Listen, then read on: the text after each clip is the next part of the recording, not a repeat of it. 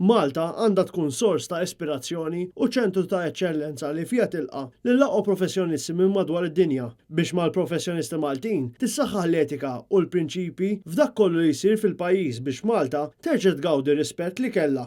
Saħaq dan il-kap tal-Partit Nazzjonalista Bernard Grech fl-laqgħa li kellu mal-Federazzjoni Maltija għall-Assoċjazzjonijiet Professjonali l-MFPA propju fil-ġurnata li l-Federazzjoni qed tfakkar il-51 sena mit-twaqqif tagħha. Federazzjoni li fiħdan għandha 17 l-organizzazzjoni u li tiġbor maġġor parti tal-professjonisti f'pajjiżna. F'din il-laqa il-Partit Nazzjonalista kompla jisma' dak li għandhom xi proponu l-korpi kostitwiti u l-imsieħba soċjali. Fost il-proposti li resqet il-qoddim, l-MFPA saħqet fuq l-importanza li kull professjonist, inkluż membri parlamentari u dawk li jaħdmu fis-settur pubbliku, jimxu b'serjetà mal-kodiċi etika biex pajjiżna ma jerġax jesperjenza każijiet ta' prattiċi b'intenzjoni ħażina u malizzjuża li saħansitra wasslu lil professjonisti bħal accountants li jispiċċaw il-ħabs. Appellat biex l-etika professjonali terġa' tiddaħħal fis-sillabu ta' kull kors universitarju għaliex preżentament l-istudent mhux obbligat jażel jew m'għandux l-għażla ta' dan is-suġġett. Kien għalhekk li l-MFPA proponiet li pajjiżna jospita ċentru Ewropew għall-etika professjonali li fih anki jospita librerija ta' informazzjoni teknika fuq l-etika professjonali.